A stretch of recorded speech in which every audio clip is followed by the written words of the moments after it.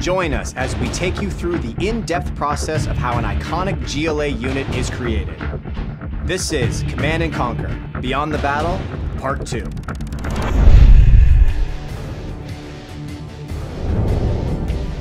So it's really fun to work in the Generals universe. We look back at where the original game was and some of the fun unit ideas they came up with, and we think, like, how would the GLA have modified this bomb truck idea? We wanted to basically take some classic Generals 1 units, upgrade them a little, give them a little more oomph. So the GLA nuke truck in Command & Conquer is a combination of two vehicles from the original Generals, GLA bomb truck and the GLA nuke convoy. So it was a real fun one to reimagine in Command & Conquer.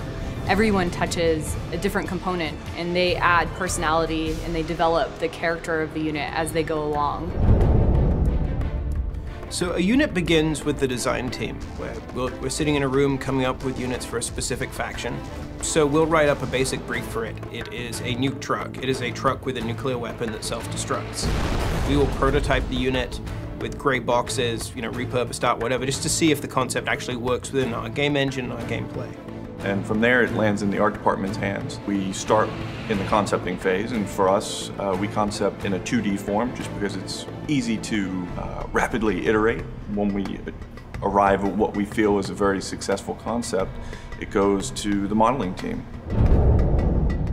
One thing we want to make that truck, make the original player remember, recall the memory, hey, that's a GLA new truck I played 10 years ago.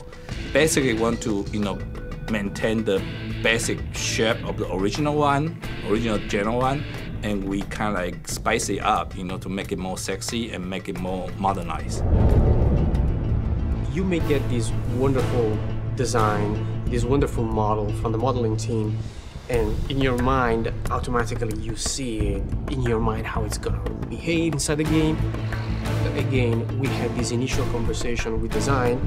We tried to understand what was the scope of the unit, what it could do on the battlefield, and then we came up with an animation list. And the animation list included a speed boost, and so we created an animation that specifically makes this unit jiggle a little more and as it charges against your enemy base.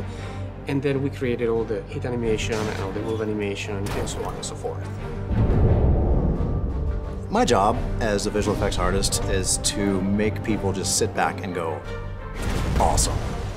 I get with my art director and figure out what exactly we're going to do. There's some more back and forth between us and design. Then I start. This is a nasty stolen nuclear technology that they don't really know quite how to operate, but they do know barely how to operate. They know how to get it running, how to make it dangerous. So in addition to the normal sort of classic nuclear mushroom cloud, there's got to be some slop in there as well. Some dirty radiation, some nastiness thrown up.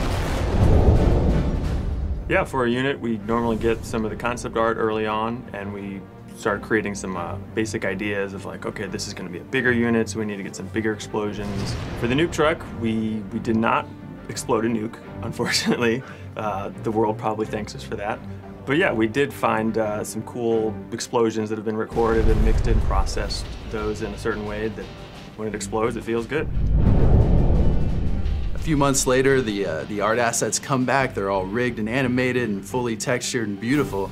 And then we plug those into the game and we're able to play with them right away. The nuke truck in particular is one of our high-end units. So balancing its cost is interesting because you only get to use it once, but at the same time, it's so tremendously powerful that it can't be a cheap thing. I mean, it's a nuclear bomb strapped on the back of a dump truck, so we have to price it accordingly, and then we have to make sure that the technology investment is sufficient to reflect how good it is in the game.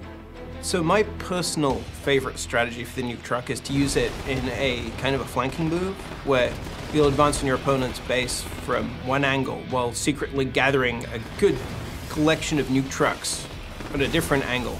And while you're distracting them with with your main attack, sneak in the nuke trucks from the side and just annihilate whatever flank you attack. So one of the key strategies I use the nuke truck for is when I scout out an expansion, I know 2 or 3 of them can take out the entire expansion. So what I do is just send over those 3, get one, kill all the workers, and send the other 2 to kill the structure. We've had great reaction so far. There's a lot more to come, and I cannot wait for the players to get their hands on it.